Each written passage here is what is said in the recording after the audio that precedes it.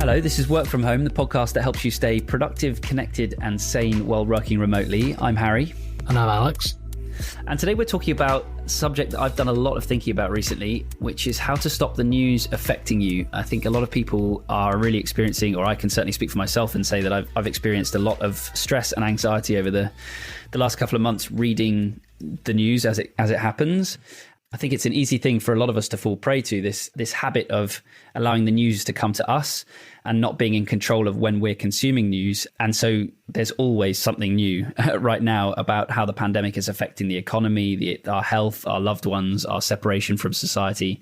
And it can be very easy to get caught up in all of that and really stressed and anxious. And so I personally have made a real effort to stop looking at the news, and to cut out social media in as many ways as I can. I'm still kind of engaged in social. I still take part in it, but really being conscious of what elements of it I'm reading and looking into and what links I click and what articles I read. How are you finding it, Alex? Are you the same or not? Well, I'm a journalist by training. That's what I did at university. And so it's kind of, I pretty much can't help myself checking the news. I really like it. I just like getting involved in it and learning more about whatever's going on. But you're absolutely right. I think it's a really good point that you should go to the news and not let the news come to you, as it were. So that intentional consumption of content online, I think, is really important, because if you do what I am sometimes prone to doing, which is just mindlessly scanning different online news sites, it's like a wall of anxious noise and you don't need it in your life at all. Totally. And it's so easy to fall into, but that's been the main major decision for me. It's just been, okay, if I just consume news all the time and I'm constantly clicking on links in articles, in social media, and I'm allowing that stuff to come to me. And I've actually, one of my daily habits I used to have was listening to the BBC Global News podcast. I found that really interesting and made me feel like I could kind of get up to date with what was going on in the world on a daily basis. But I've sort of stopped listening to that now because there's just so much of it that's pandemic related.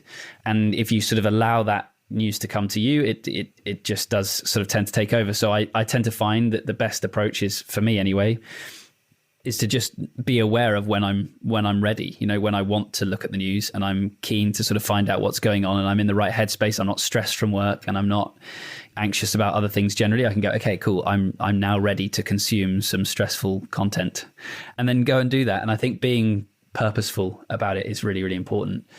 So yeah, there's a couple of articles that we've linked to here today relating to this that I think are really helpful. And the first one is from something called Psych Central, which talks about, well, the headline is "Depressed at the News. Here are 7 strategies for self-care." These 7 things that they listed are pretty helpful, actually. And some of the ideas it sort of talks about are not using TV for escape. Again, it's so easy to sort of, channel surf and just let stuff wash over you. And before you know it, you're sort of knee deep in some stressful news story. It actually talks about the idea of positive news as well. And there's been a really cool YouTube series by an actor from The Office, whose name I now can't recall. John Krasinski. Thank you very much. Which has been really cool. It's just all about good news. And I think that's a really nice bit of relief that a lot of people were needing.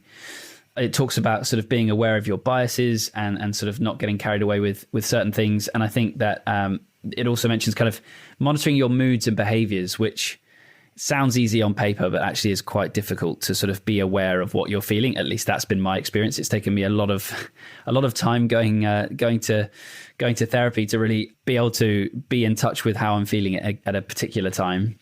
So it might be harder than it sort of sounds, but yeah, just if you're able to be conscious of how you're feeling in a given moment, it becomes much easier to not get carried away. You can sort of go, oh, this is sort of raising my anxiety levels or my stress levels. I'm just going to stop. I'm going to go and, I don't know, eat a sandwich instead.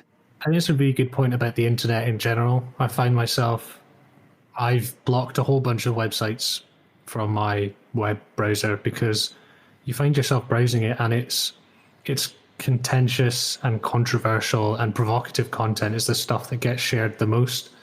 So you're scrolling a feed, whether it be a news feed or on a social website or on like a content aggregation site like Reddit or something, and you're going through it and it's just strong emotional reaction after strong emotional reaction after strong emotional reaction.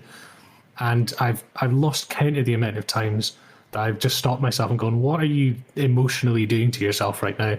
You're just getting annoyed, and then it's not natural for a human being to go from laughing to like incensed anger within like half a second. It's so it's not, your brain is, you know, made to hunt antelope and like eat shrubs. It's not meant to take this emotional bombardment.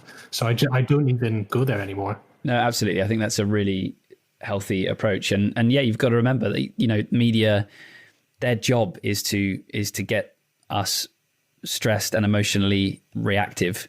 That's how their business works, and they're really, really good at it. And so that's why I think, yeah, like we said, you've just got to be conscious of when you're indulging in that, and be conscious that that is what you are doing. You're going into a medium that is, by its nature, stressful. And it is, you know, there is a time and place every now and then for a bit of righteous anger to be like, oh, I certainly don't agree with this. Absolutely. But you can't live in that space all the time. Otherwise, that's the impression you get of the world outside.